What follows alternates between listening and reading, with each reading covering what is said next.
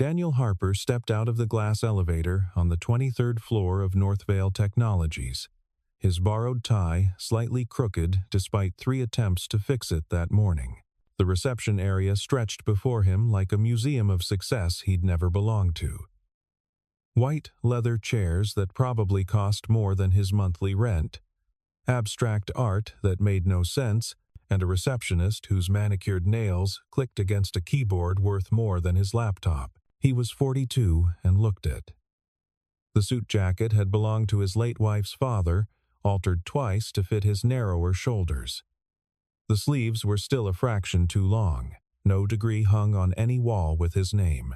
No LinkedIn profile boasted connections to anyone who mattered. Just a single father who'd taught himself to code at kitchen tables between bedtime stories and broken washing machines. They would look at him like a mistake.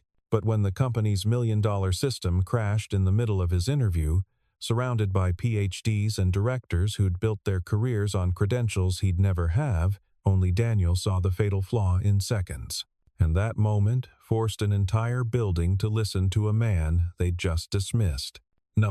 Part 2. Morning Promises.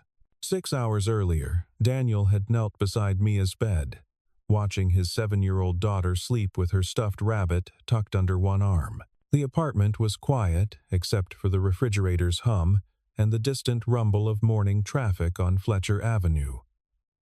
Dawn light filtered through the thin curtains, touching her face with gold. He'd laid out her clothes the night before.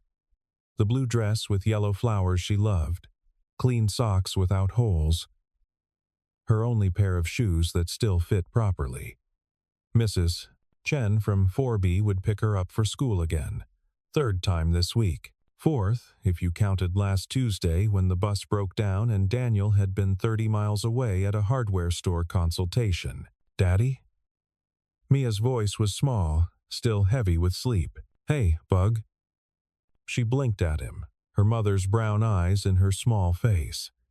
Sarah had been gone 3 years, but sometimes the resemblance hit Daniel like a physical thing. Is today the big interview? Yeah. The tech company downtown. The one with the tall building? That's the one. Mia sat up, clutching her rabbit, Mr. Whiskers, named when she was 4 and still treated with the solemnity of a trusted advisor. Will they give you the job? The question landed in his chest, like it always did, hope, mixed with fear, mixed with the weight of every bill on the kitchen counter. The rent notice. The overdue electric. The car insurance he'd been stretching out month by month. I don't know, sweetheart, but I'm going to try my best. Miss Peterson says trying your best is what matters. Miss Peterson is very smart. He kissed her forehead, breathing in the scent of her strawberry shampoo. Maybe today things get a little easier, okay? She nodded, but her eyes held that careful look children develop when they've learned not to expect too much. Daniel had seen that look more often lately. Every time the landlord knocked, every time he said no to the toy store, every time he told her they couldn't afford the class trip to the science museum, every time he picked up extra hours at the computer repair shop and missed another school event, that look broke his heart in slow motion, day after day. He made her breakfast, scrambled eggs and toast, the bread slightly stale but still good, and walked her to Mrs. Chen's door. The hallway smelled like coffee and someone's burnt bacon, paint peeled in long strips near the ceiling. Good luck, Mr. Harper, Mrs. Chen said, taking Mia's hand. The elderly woman's kindness was constant, even when he'd had to ask her to wait for last month's babysitting payment, even when he'd shown up at her door at midnight because the landlord had threatened eviction and he needed someone to watch Mia while he picked up an emergency overnight repair job. Thank you. I'll pick her up by 6. Take your time. You go show them what you can do. The bus ride downtown took 40 minutes. Daniel sat by the window and reviewed his portfolio on his phone, small projects, local businesses.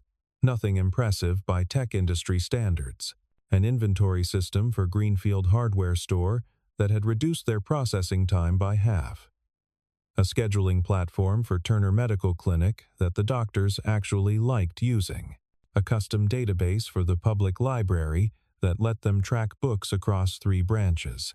Simple, functional work that solved real problems for real people. Nothing that would impress Northvale Technologies, one of the fastest-growing tech firms in the region. Nothing that would make them overlook the gaps in his resume, the lack of formal education, the years spent doing whatever paid the bills while raising a daughter alone. The building rose 37 floors above the financial district, all glass and steel ambition. Daniel's reflection in the lobby doors looked tired lines around his eyes, hair that needed cutting, a suit that had been out of style when Sarah's father wore it 15 years ago. He straightened his tie one more time and pushed through. The lobby was all marble and chrome. Security guards in crisp uniforms. A directory listing companies Daniel had only read about in news articles. The elevator had a mirror, and he avoided looking at himself as it rose, counting floors, breathing carefully. 23. The doors opened onto corporate perfection. The conference room on 23 had a view of the entire city. Daniel could see the neighborhood where his apartment sat, small and distant and somehow comforting. At least from up here, the broken sidewalks and chain-link fences looked almost picturesque. 3 people waited at the long mahogany table. Elaine Brooks, HR director, mid-50s with sharp eyes behind designer frames and a sharper navy suit.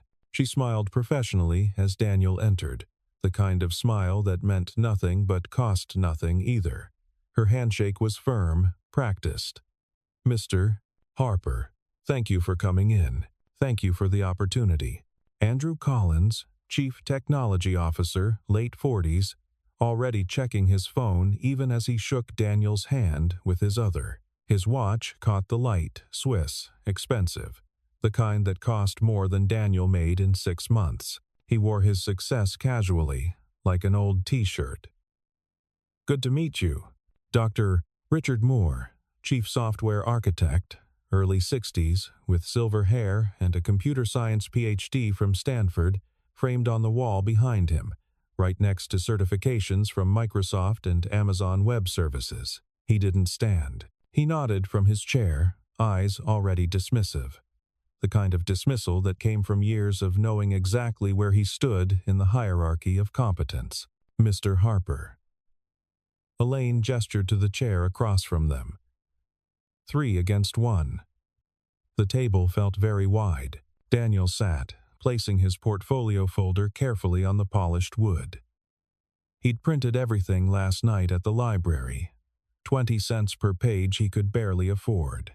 Elaine glanced at his resume. 1 page, sparse, too much white space. "Yes, ma'am. Started about 8 years ago. 8 years. Andrew looked up from his phone, actually focused on Daniel now. "And before that, I worked construction. Then retail management. When my wife got sick, I needed something with more flexible hours. Started learning to code in the evenings. No formal education in computer science?" Dr. Moore's voice carried the faint surprise of someone who'd never considered there might be another path. "No, sir. Family circumstances made college difficult. I learned through online courses, documentation, practice, built projects until I understood the principles." Dr. Moore leaned back in his chair, the leather creaking softly. "We're hiring for a senior systems analyst position, Mr. Harper. Most candidates have master's degrees, years at major tech firms." He didn't finish the sentence. He didn't need to. The implication hung in the air like smoke. Daniel kept his voice level, professional. "I understand the position is competitive.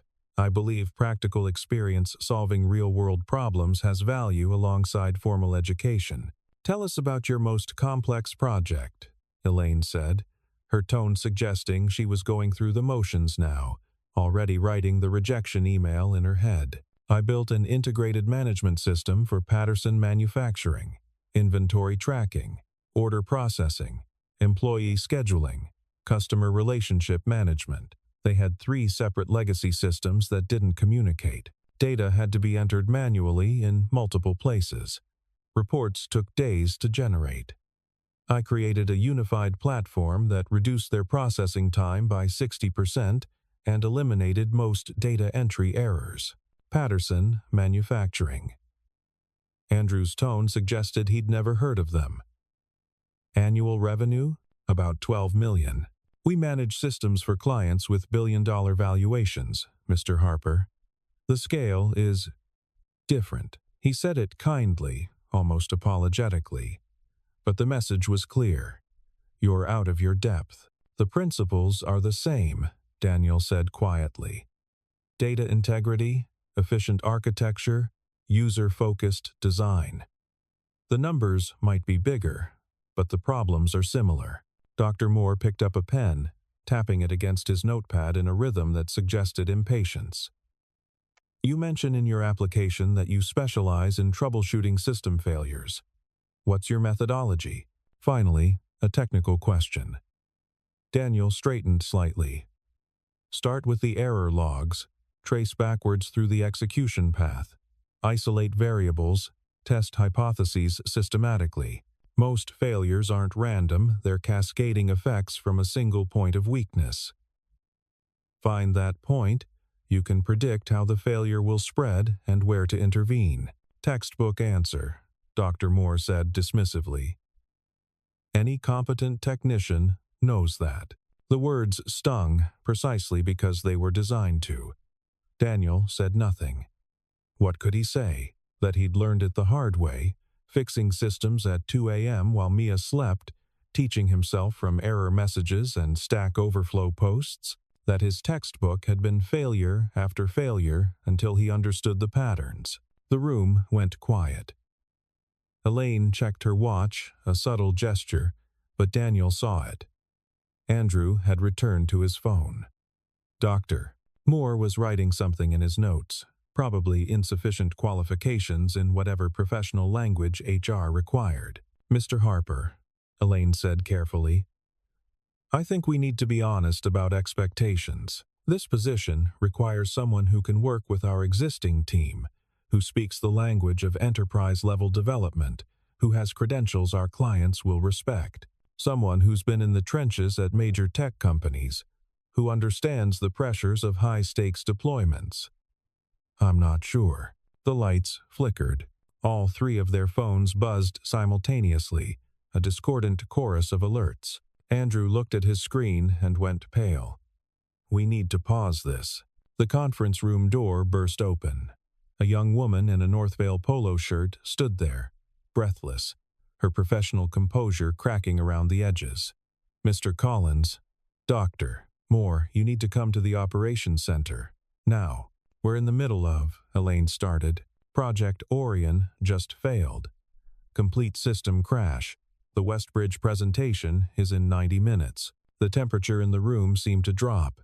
Andrew was already standing, his phone pressed to his ear. Dr. Moore's face had gone rigid, the kind of rigid that came from professional disaster unfolding in real time. What do you mean, complete crash? Dr. Moore demanded. Everything.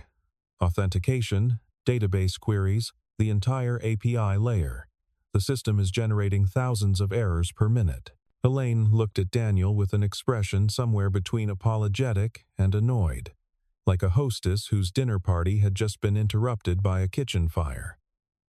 I'm sorry. We'll have to reschedule. Please see yourself.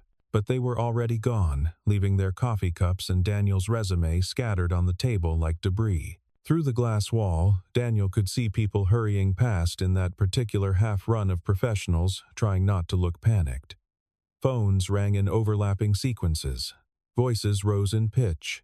The calm corporate atmosphere had shifted into something urgent and afraid. He stood, gathering his folder. This was it. Another failed interview.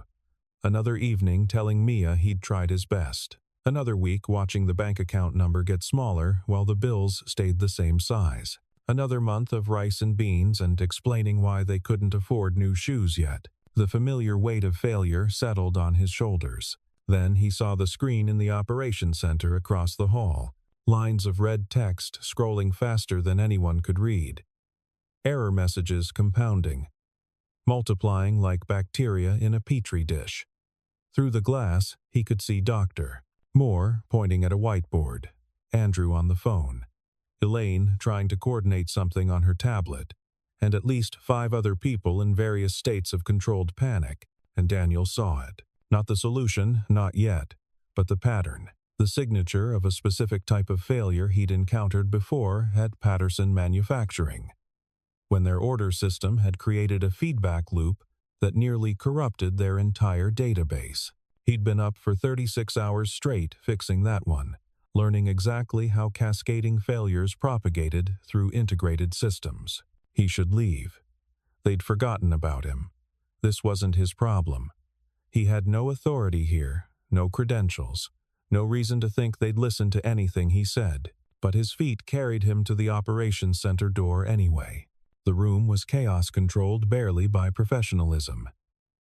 8 people crowded around 3 monitors displaying cascading error logs. The screens looked like something out of a disaster movie read text, climbing numbers, graphs with lines going vertical. Everyone talked over everyone else in that particular overlapping cacophony of experts, who all thought they knew the answer. Database integrity check failed on 17 separate tables. Authentication loop hitting the server 200 times per second. Need to isolate the payment processing module before it. Backup systems aren't responding either. Daniel stood in the doorway, unnoticed. On the main monitor, he watched the error count climb. 12,847, 12,923, 13,056. The numbers accelerated with each refresh. "We need to restore from backup," someone said, a woman with red hair and panicked eyes. "Last clean backup was 6 hours ago. We'll lose everything since then." All the morning's development work. All the test data for Westbridge. Better than losing the whole system. Dr. Moore shook his head, his earlier dismissiveness replaced by grim calculation. "The Westbridge demo uses data we generated this morning. Custom scenarios to showcase our capabilities. If we restore to the backup, we have nothing to show them. Just promises and apologies. Then, we reschedule the presentation. They gave us 1 presentation slot. They're evaluating 3 vendors. If we're not ready, we're out. That's a $20 million contract." Andrew ran his hand through his hair, standing it on end. How did this even start? The system was stable this morning. We ran tests, everything checked out. Deploy must have introduced a conflict somewhere. But we can't trace it with everything failing at once. It's like trying to find a spark in a forest fire. Daniel cleared his throat. No one heard him. He tried again, louder. "Excuse me." Elaine turned, surprised to see him still there. Her expression said clearly, "Why are you still here, Mr. Harper? You really need to." "It's a validation cascade," Daniel said. The room went quiet. 8 pairs of eyes turned to him. Dr. Moore looked at him like he'd spoken in a foreign language. "The error pattern. It's not a deploy conflict. Your authentication system is creating a validation loop. Each failed request generates a retry, which generates another validation check, which creates another request. It's exponential growth. That's why the numbers are climbing so fast." "That's not possible," Dr. Moore said flatly, with the certainty of someone who'd designed the system personally. "Our validation architecture has multiple safeguards against exactly that scenario. Timeout limits, retry caps, circuit breakers. We built this system specifically to prevent cascading failures. Unless one of the safeguards failed first," Daniel said carefully. "If the initial timeout threshold got corrupted or misconfigured, the whole chain breaks down. The retry logic keeps trying because it thinks it's within normal parameters. But it's not. It's creating new requests faster than the system can process them." Andrew stepped closer to the monitor, scrolling through the logs with new attention. "The timeout settings are hard-coded in the validation module. They can't just change." "Not in the code," Daniel said, "but in the environment variables. If someone updated the deployment configuration and accidentally modified a value misplaced a decimal point, used the wrong unit of measurement, the hard-coded logic would pull the corrupted value. "We don't make those kinds of mistakes," Dr. Moore interrupted, and there was something in his voice now beyond dismissal. Something defensive. "We have protocols, code reviews, automated testing. This company employs some of the best engineers in the industry. We don't make typos in configuration files." Daniel said nothing. On the screen behind Dr. Moore, the error count passed 15,000. Elaine looked between them, her HR training kicking in to mediate the tension. "Even if that's the problem, how would we fix it?" "You can't fix it while the system is running," Daniel said. "The loop feeds itself. Every second that passes, it generates more errors, which trigger more retries, which generate more errors. It's exponential. You need to shut down completely, reset the environment variables to known good values, then restart in isolated modules to confirm the fix before bringing everything back online." "Shut down?" Andrew's voice rose. "We have 73 active clients accessing this system right now. We can't just pull the plug. Their businesses depend on uptime. We have SLAs, legal obligations." "You're going to shut down anyway," Daniel said quietly, and something in his tone made everyone stop and listen. "In about 15 minutes, when the error count hits critical mass and crashes the entire database. The only question is whether you do it controlled or catastrophic. Controlled shutdown, you might lose some data integrity, but you can manage the restart. Catastrophic crash, you're looking at corruption, possible data loss, recovery time measured in days, not hours." Dr. Moore crossed his arms, the body language of someone digging in. "And you know this how, exactly? From your $12 million manufacturing client?" The condescension hung in the air like smoke. The other engineers shifted uncomfortably. Daniel met his eyes, keeping his voice level. "Yes, exactly from that. Patterson Manufacturing had a similar cascade during a system integration. Custom ordering system, talking to inventory management, talking to shipping logistics. One corrupted timeout value created a feedback loop that nearly destroyed their entire database. I was the one who caught it, the one who convinced them to shut down before it went critical. The principles don't change because the numbers get bigger, Dr. Moore. Math doesn't care about the size of your client list." The door opened. A woman entered, late 50s, gray suit that probably cost more than Daniel's car, presence that made everyone unconsciously straighten their posture. She didn't introduce herself. She didn't need to. Victoria Hale, CEO. Daniel recognized her from the company website, from the articles in tech magazines, from the keynote speeches. She'd built Northvale from a 3-person startup to a company with 400 employees and clients across 3 continents. "Status," she said. "Not a question. A command." Andrew started to explain, words tumbling over each other. Victoria held up one hand. 30 seconds. "Can we save the Westbridge presentation, or not?" "We're working on it," Dr. Moore said. "There's a system conflict we're tracing." "This gentleman thinks it's a validation cascade," Elaine interrupted, nodding toward Daniel. "He says we need to shut down completely." Victoria looked at Daniel properly for the first time. Her gaze was sharp, assessing, the look of someone who'd built a company by reading people accurately. "And you are?" "Daniel Harper." "I was. I'm here for a job interview." Her eyebrow raised fractionally. "What's your background?" "Self-taught, small-scale systems, no formal credentials. And you think you've diagnosed in 5 minutes what my team hasn't figured out?" The question could have been hostile, but it wasn't. It was genuine curiosity. "I think I recognize the pattern," Daniel said. "I could be wrong, but the error signature matches something I've seen before, and the math supports it. Exponential growth, starting from a single point of failure." Victoria appreciated the honesty. Daniel could see it in the slight relaxation around her eyes. She turned to Dr. Moore. "Is he wrong?" "Impossible to say without deeper analysis," we'd need to examine the environment configurations, trace the deployment history, verify the timeout values across all modules, but shutting down based on speculation from someone with no expertise in enterprise architecture, someone who just walked in off the street, the error count is at 17,000, someone called out.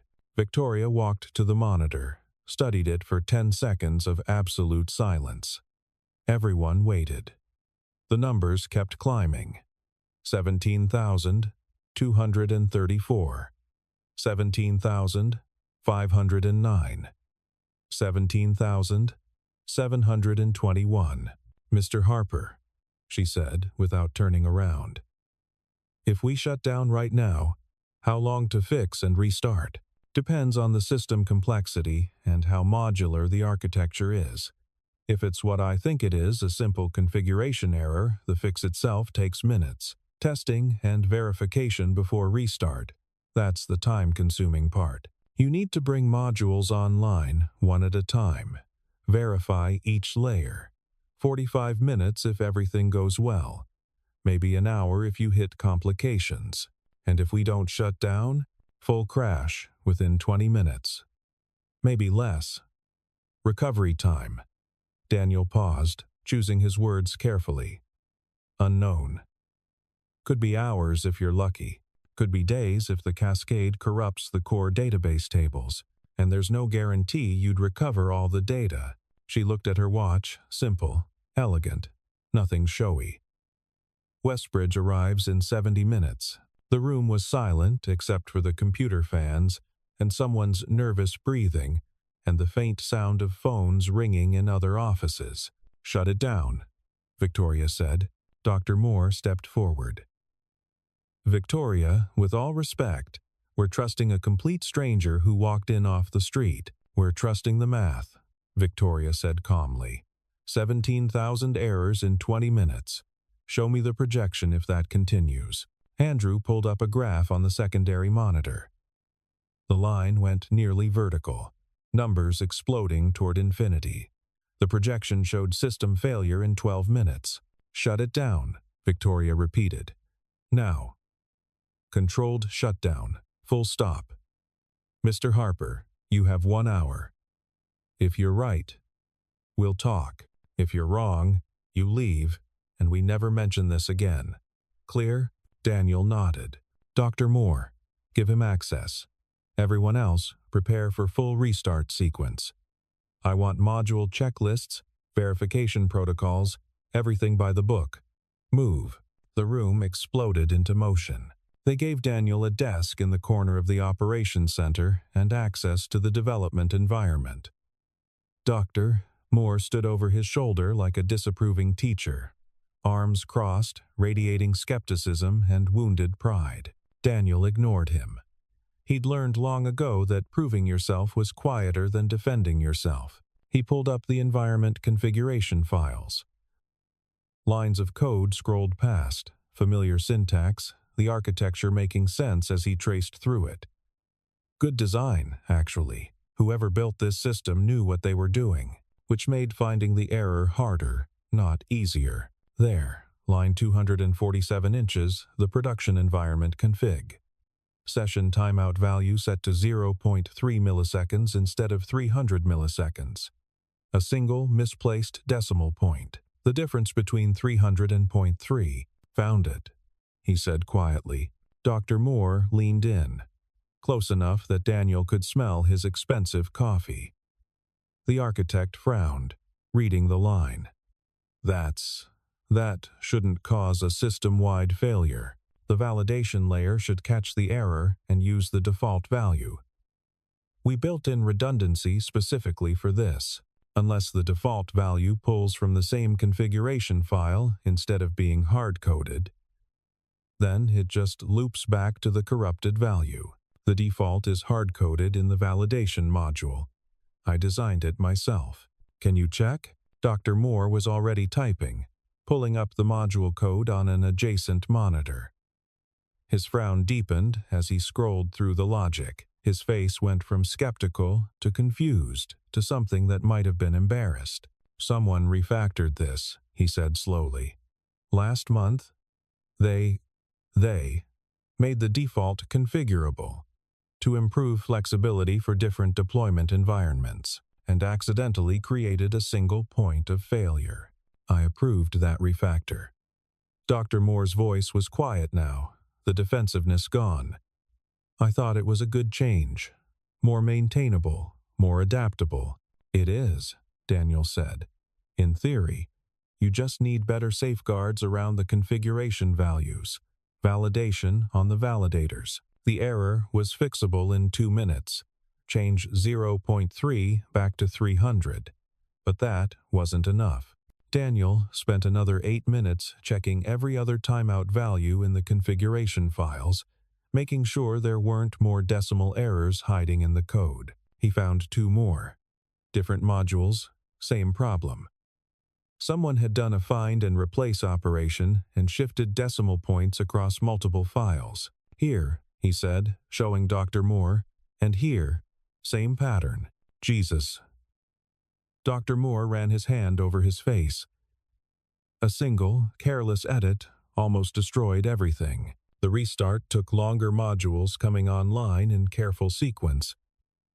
Each one verified before the next activated. Daniel walked through the process with the operations team, explaining the logic, making sure they understood not just what to do, but why.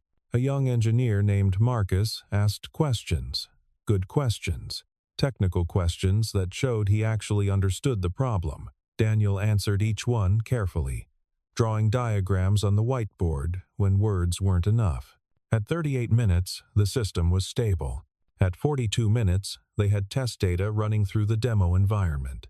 At 55 minutes, everything was ready for Westbridge. Victoria stood in the doorway, watching the green status indicators light up across the monitoring board like Christmas lights. Her expression revealed nothing, but Daniel could feel her attention, sharp and assessing. "Mr. Harper," she said. A word. Her office was on the 35th floor, corner view, furniture that whispered old money and new power. Bookshelves lined one wall not for show, actually read, with notes sticking out and worn spines. A photo on the desk showed her with 2 teenage kids, all 3 laughing at something off camera. She didn't sit behind the desk.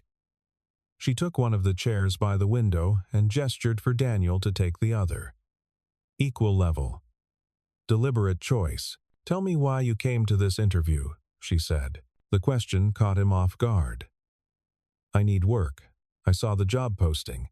The salary range would change things for my family. You knew you weren't qualified." On paper. On paper, no. So why waste your time? Why waste ours? Daniel looked out the window at the city. Somewhere down there, Mia was in school, learning about fractions or state capitals or whatever second graders learned, trusting that her father would figure things out, because sometimes the paper doesn't tell the whole story. And I thought maybe, if I got in the room, someone might see past it. See what I could actually do, not just what my resume said I couldn't. Were you right? He smiled slightly, without humor. No. Your team saw exactly what the paper said. Maybe less. But you stayed anyway. Even after the interview fell apart. You could have left. Should have left. Instead, you walked into a crisis that had nothing to do with you. I saw people with a problem I knew how to solve. Seemed wrong to just walk away. Victoria was quiet for a moment, her eyes on the city below. The senior analyst position has been filled. We hired someone last week, Stanford graduate, 5 years at Google. Your interview today was administrative oversight. My assistant should have canceled it. I'm sorry you came all this way for nothing. Daniel's chest tightened. Of course, I understand. However, she leaned forward. I'm creating a new position, junior systems analyst. You'll work under Dr. Moore, supporting the operations team, troubleshooting, optimization, whatever they need. You'll have access to our training programs, professional development courses, mentorship from our senior engineers. In 2 years, if you prove yourself, we'll sponsor your formal certifications. maybe even a degree program if you're interested. Salary is $68,000 to start, with standard benefits package. Daniel couldn't speak. $68,000, more than double what he made now cobbling together freelance work and repair jobs. Health insurance, dental, a 401k. You'll be on probation for 6 months, Victoria continued, her tone matter of fact. You'll be the least credentialed person in the department. Some people will think you don't belong. You'll have to work harder than everyone around you to prove you do. The work won't be glamorous. A lot of it will be fixing other people's mistakes, documenting systems, the grunt work that keeps everything running. Are you interested? Yes. The word came out rough. He cleared his throat. Yes, absolutely. One condition. Her eyes were sharp now. What happened today stays between us and the people in that operations center. The official story is that our team diagnosed and fixed a system conflict during routine testing. Your role doesn't get mentioned outside this building. I'm not creating a narrative where we needed rescuing by someone off the street. Bad for morale. Bad for client confidence. Bad for the team's reputation. Understood? Daniel understood more than she said. She was protecting him too. If word got out that a job applicant had fixed a critical failure, it would paint a target on his back. Resentment from the engineers who'd missed it. Skepticism from clients who'd wonder about the company's competence. Understood, he said. She stood, extended her hand. Welcome to Northvale Technologies, Mr. Harper. Don't make me regret this. Her grip was firm, confident. Daniel shook her hand and felt something shift in his chest, not triumph, not relief, but something quieter and more solid. Possibility, the future opening up instead of closing down. I won't, he said, and meant it. The next hour was a blur of paperwork. Employee handbook, benefit selections, direct deposit forms, non-disclosure agreements, acceptable use policies. An assistant named Jennifer walked him through everything. Patient and professional, answering his questions without judgment. Health insurance. Daniel chose the mid-tier plan, better than anything he'd had since Sarah was alive. Dental coverage for Mia. Vision. The words on the forms felt almost for an employer contribution, preventive care, annual maximum, life insurance. He'd be worth more dead than alive again, which was oddly comforting. At least Mia would be protected. Retirement account. He could contribute up to 6% and Northvale would match it. Free money. Daniel did the math in his head at $68,000. 6% was. He could actually afford it. Still have enough for rent, for food, for Mia's clothes and school supplies. The security badge photo was terrible. Daniel looked exhausted, slightly stunned, like someone who'd just survived something. The tech took 3 tries before getting one where his eyes were fully open. Don't worry, she said cheerfully. Everyone's badge photo is terrible. It's like a rite of passage. They issued him a laptop new, fast, the kind he'd dreamed about but never been able to justify purchasing. A phone, access credentials, a desk assignment on the 24th floor. You'll start Monday, 8 a.m., Jennifer said. Dress code is business casual. Dr. Moore will be your direct supervisor. He'll handle your onboarding and training schedule. Any questions? 1,000 questions. Would he be good enough? Would the team accept him? What if he failed? What if Victoria had made a mistake? No, Daniel said. Thank you. Dr. Moore appeared in the doorway. The architect looked different somehow, the earlier defensiveness gone, replaced by something more complicated. Respect, maybe. Or at least acknowledgement. Harper, he said. Walk with me. They went to the operations center. The crisis had passed, but people were still there. Reviewing logs, documenting what had happened, strengthening safeguards. Marcus waved when he saw Daniel. I was wrong about you, Dr. Moore said abruptly. About your qualifications, your experience. I made assumptions based on credentials and ignored competence. That's a mistake I shouldn't have made.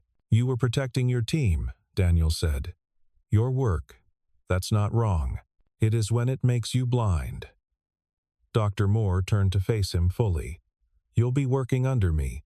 I won't make it easy just because you saved our contract. You'll need to prove yourself every day. Learn our systems. Earn the team's trust. But I'll give you a fair chance. More than I gave you this morning. That's all I'm asking for. Good. Dr. Moore almost smiled. Welcome to the team.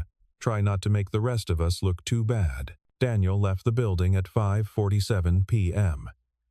The city was shifting into evening, streetlights beginning to glow.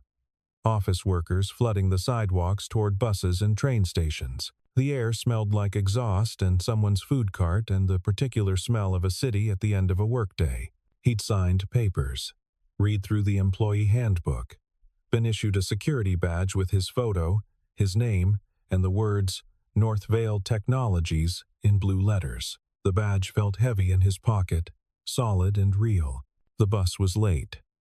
Daniel stood at the stop, watching traffic, replaying the day in fragments.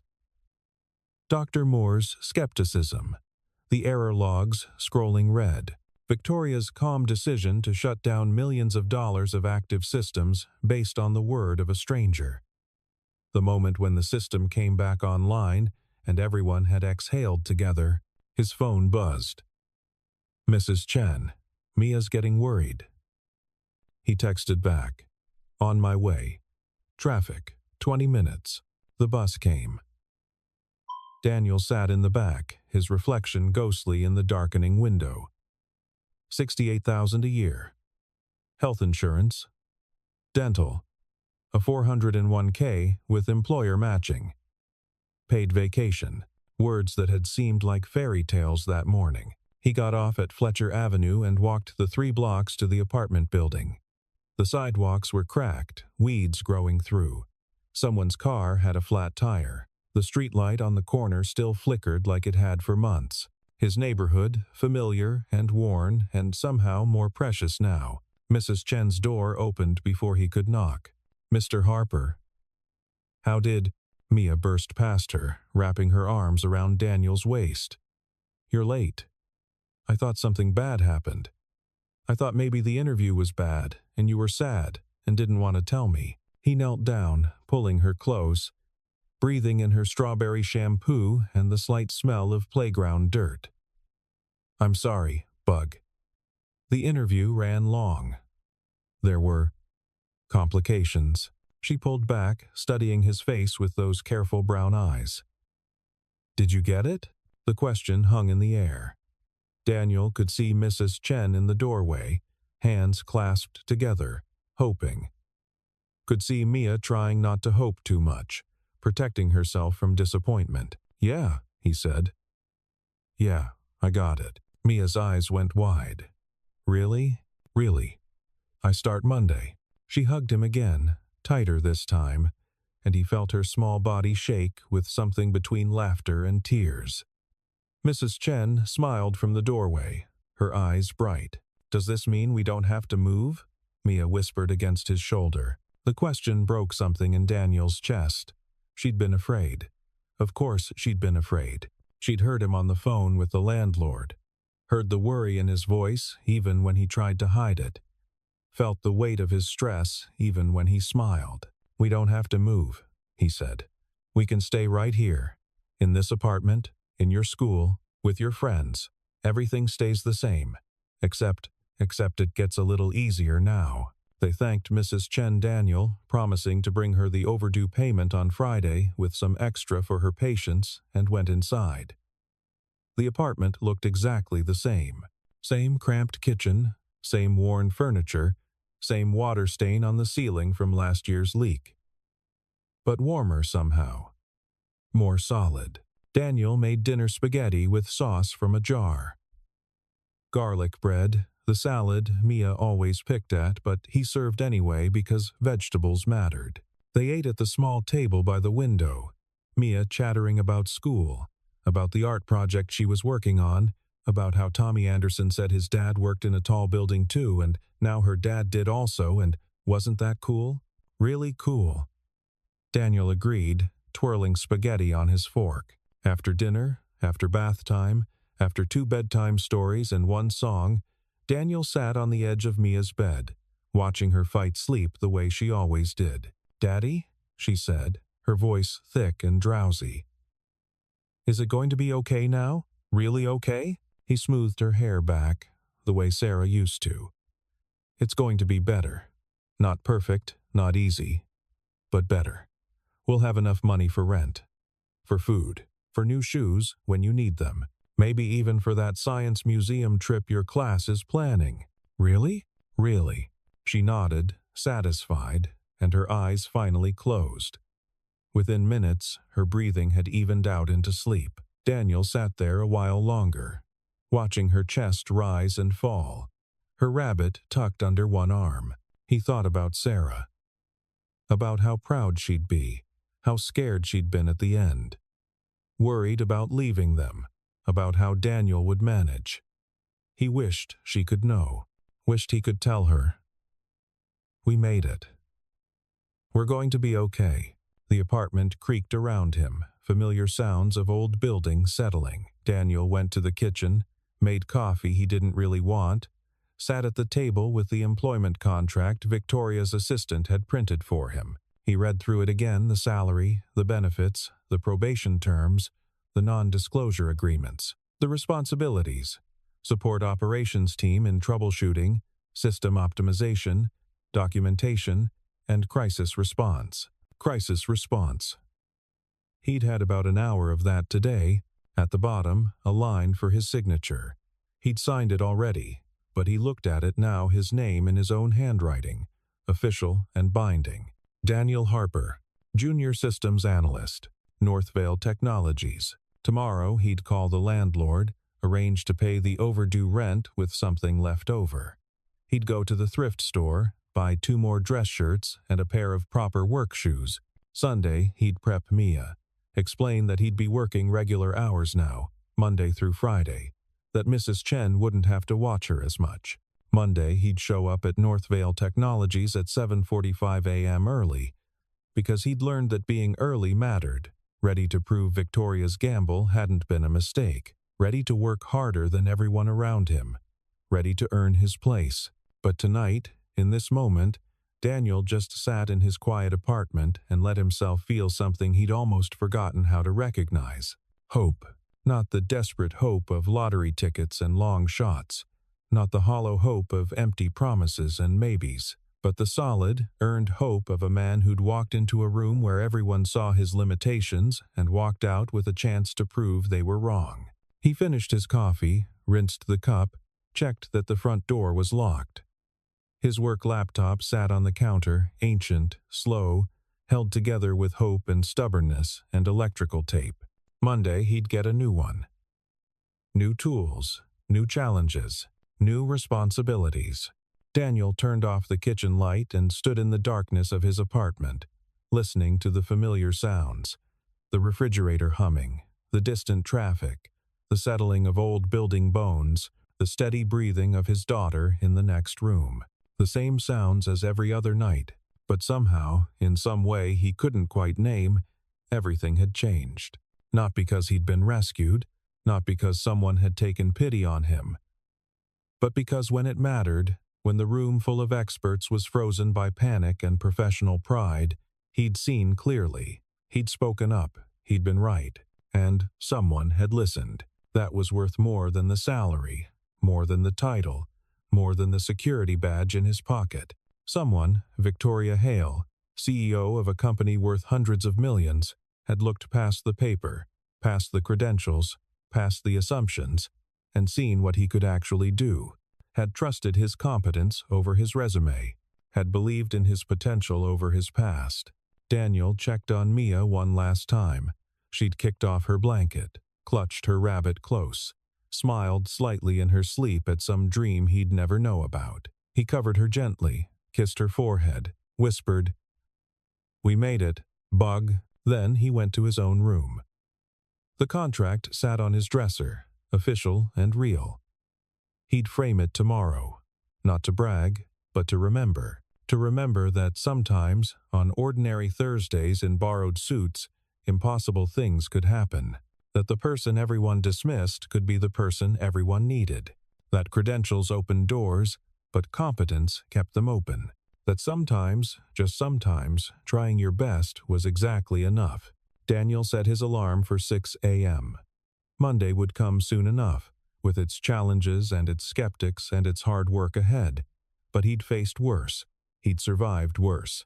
He'd built a life from nothing after Sarah died, taught himself an entire profession in midnight hours, kept his daughter safe and fed and loved through years that tried to break them.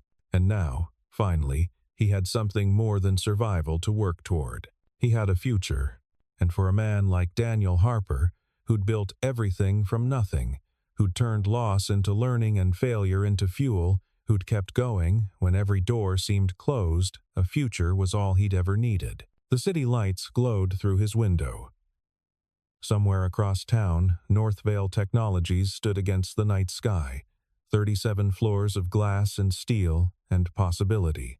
On Monday, Daniel would walk through those doors not as an applicant, not as a mistake, but as someone who belonged. But tonight, he was just a father who could finally tell his daughter the truth she'd been afraid to believe. Things were going to be okay, not because of luck, not because of pity, but because when it mattered most, he'd known what to do. And that knowledge, earned through years of quiet work in small rooms on forgotten projects, had finally been enough.